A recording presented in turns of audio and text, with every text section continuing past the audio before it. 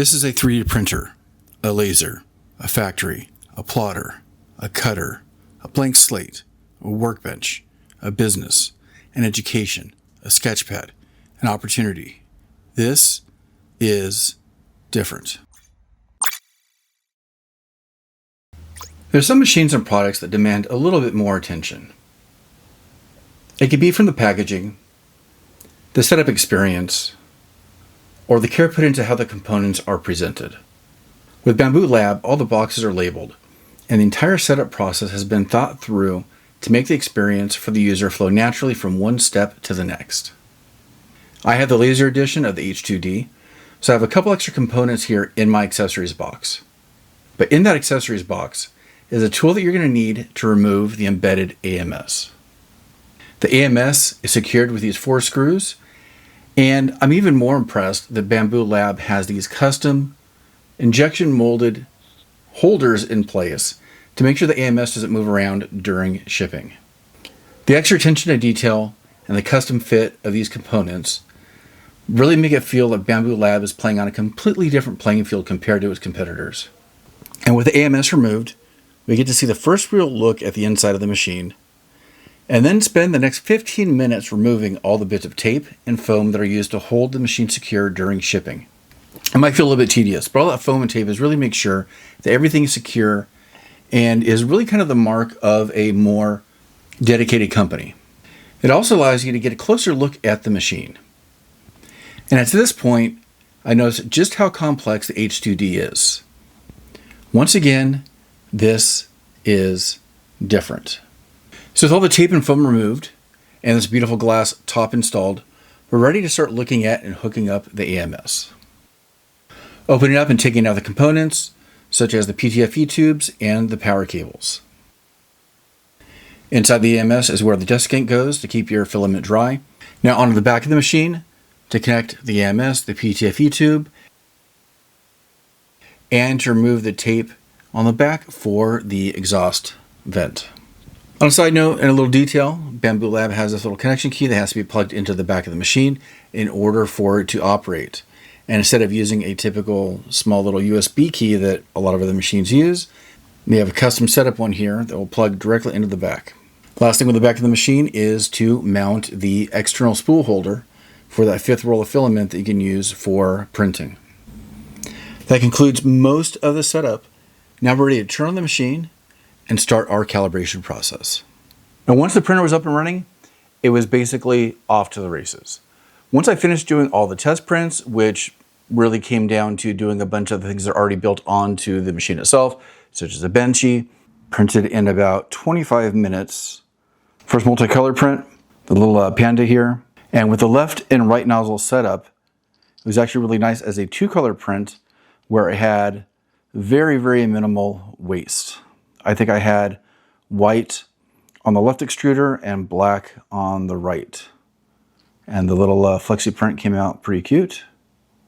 And this roller, for some reason, although I think it has to do with one of the other functions of the H2D that I'll talk about later, I had to start printing other things. I had commissions already coming in. My daughter had a birthday party coming up, and the printer ran nonstop for a couple days, printing nothing but party decorations. One of my favorite prints is this Greek style sculpture right here, printed in bamboo marble texture, and it just came out beautifully. And one last thing I'll show really quick is this column style vase. I printed about 12 of these for my daughter's party, but this is the only one I have left because they were all basically taken / stolen by our guests during the party. But it's okay. It was kind of meant for our guests to take away with these cool little flowers in it. But it's functional and looks great as well. My son even got a commission making a custom license plate holder that I was able to print ABS for the first time on this printer nearly flawlessly. And having a printer this size, I couldn't resist. I also printed a couple helmets. This was designed by Nico Industries, and this was modeled after, I think, the Odysseus helmet from the upcoming movie. This still needs to be painted and finished, of course. And there is a headpiece also But the headpiece is the part that failed, the part that looks like the hair. But I think that's a model issue. It wasn't anything to do with the printer, or maybe it was my inability to set it up correctly.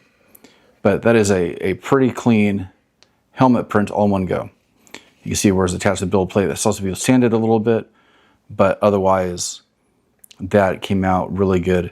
And it was less than a 1-day print, which is pretty good for a helmet. And then a project that my son is working on that I might have him talk about at a later time. So when it comes down to the printer and how it works and the ease of use, this is kind of the first printer that really got the rest of my family excited about 3D printing. They're constantly cooking up ideas now and things that they actually want to do with this printer. Before we get into the actual nuts and bolts of the actual review and some of the details about the printer, I want to first make sure that it's clear that Bambu Lab did send this out to me for review, which admittedly is a little bit strange. Not because I haven't done these types of reviews before, but this machine has been out for about a year and there's plenty of reviews online. So the fact that I got contacted for it was a little bit different to me, although very happy that I've had the opportunity. And towards the end of the video, I'll talk about why I think I got picked to do this review. But let's take a look at and talk about the printer for a couple of minutes here. On the printer, I have about 90 hours printed on it so far, so I have a pretty good idea of the operation of it, and it's been working really well. In fact, I only had one print failure, but that was a failure due to a model issue and not the printer itself. There's been a little bit of a learning curve, especially for me, and I've used 3D printers quite a bit before, but the dual nozzle setup took a little bit of getting used to. And a lot of it has to do with the management between having the left nozzle and the right nozzle and how that lines up on the build plate. And I'm not the first one to bring this up. This has been brought up probably almost in every single review. And it's not 100% a bad thing, but it is a little bit awkward and it takes a little bit of getting used to. And it does make you, at least it makes me, a little bit more apprehensive about trying to use the entire build plate because the way it's divided between the left nozzle and the right nozzle. And each nozzle can't really access the entire area of the build plate. In fact, in some ways, it almost would have been nice if there was printing on the actual build plate that designated, you know, like west side, east side, and then Switzerland in the middle for like the shared area. I know that's a weird comparison, but it sounded funny in my head when I first said it. And this is a hefty printer, not just in terms of size and weight, but it takes up a large space and it's big. I don't think I would ever really qualify this as an entry-level printer. Yes, it has a good ease of use. It has a really good workflow, but if you've never used a 3D printer before, this can definitely feel a little bit intimidating to start with.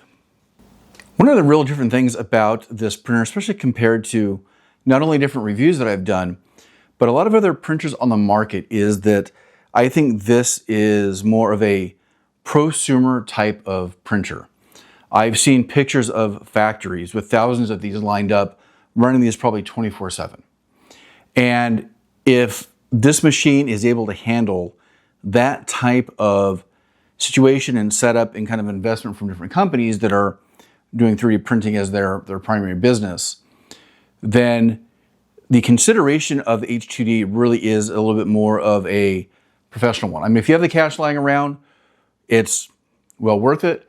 But if you're looking at doing this as a business or prototyping, or if you have a little bit more of a professional reason to need something that is as dependable and as hefty as this, then I think it's well worth the investment.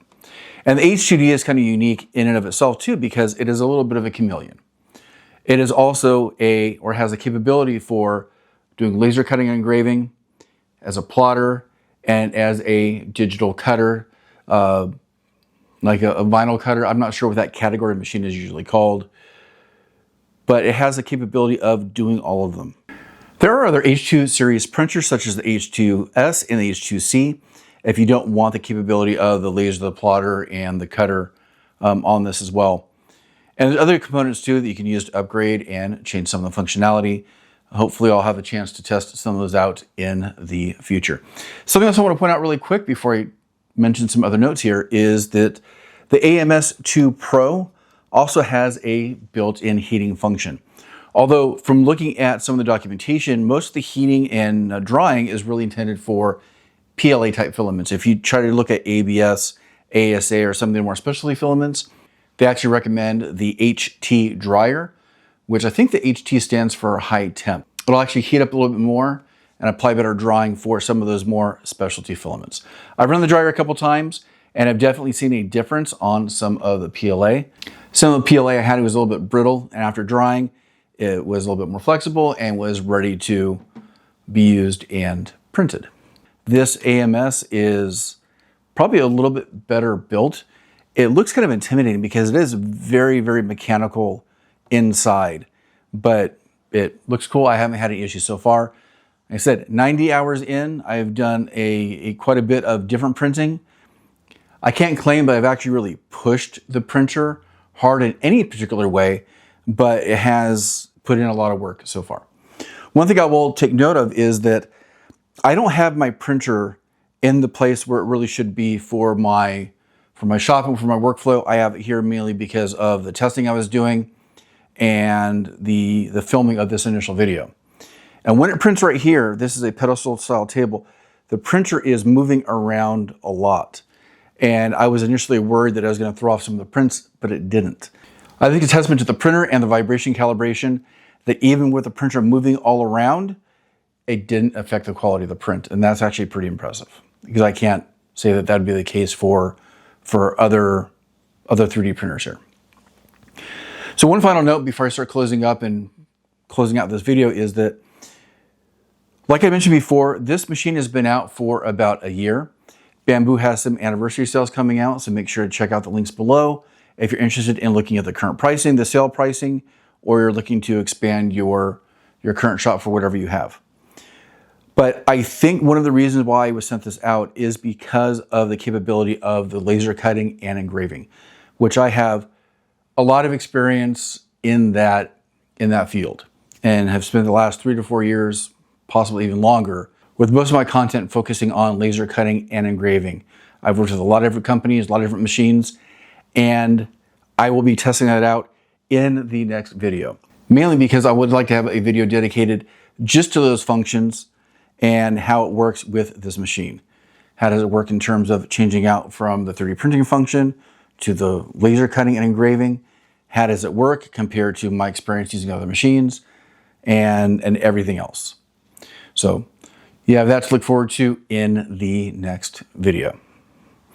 So in the meantime, make sure you check the description and check out all of the deals and sales that Bambu Lab is currently having.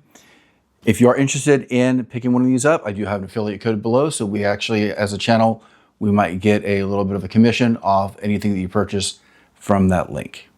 So in the meantime, I'm probably going to be kicked out of here so my family can continue printing and working on some of the projects that they're working on for the summer. But I will see you in the next video.